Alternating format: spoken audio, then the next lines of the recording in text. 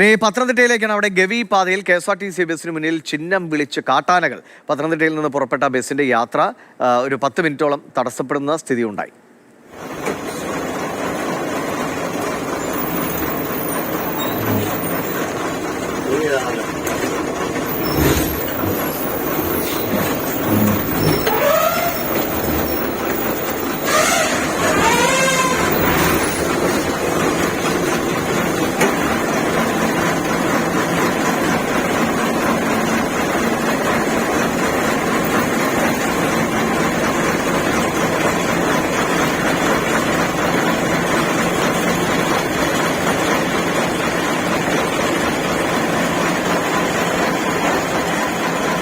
അഭിലാൽ വിവരങ്ങൾ വേണ്ട. അഭിലാൽ, ആനകൾക്ക് തടസ്സമായി നമ്മുടെ ബസ്സും അല്ലെങ്കിൽ ബസ്സിന് തടസ്സമായി ആനകളുമെന്നും പറയാം.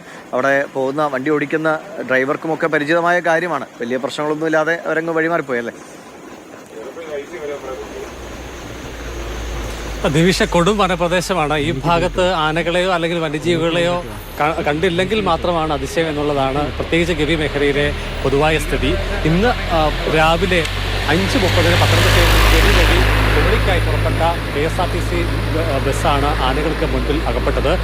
അട്ടത്തോട് കഴിഞ്ഞ് IC ടണൽ ഭാഗത്ത് എത്തിയപ്പോഴാണ് റോഡ് വക്കിൽ തള്ളയാനയും കുട്ടിയാനയും നിൽക്കുന്നത് ശ്രദ്ധയിൽ വന്നത്. വണ്ടി കണ്ടതോടുകൂടി കുട്ടിയാന റോഡിലേക്ക് ഇറങ്ങി മുന്നോട്ട് പോവുകയും തള്ളയാന അതിനെ പിന്തുടരുകയുമാണ് ഉണ്ടായത്.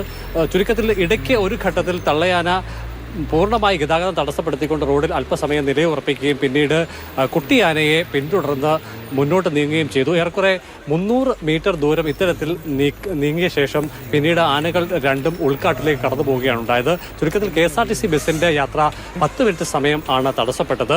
ബസ് ഡ്രൈവർ V ഗോപകുമാറും കണ്ടക്ടർ ബോബി ജോർജും ഇവരെ കൂടാതെ മറ്റ് 3 യാത്രക്കാരുമാണ് ഈ വാഹനത്തിൽ ഉണ്ടായിരുന്നത്. എന്തായാലും യാത്രക്കാർക്കും ജീവനക്കാർക്കും ഒക്കെ തന്നെ പുതിയൊരു അനുഭവം, ഒരു പുതിയ കാഴ്ച കാട്ടാനകൾ സമ്മാനിച്ചു എന്ന് തന്നെ വേണം പറയാൻ.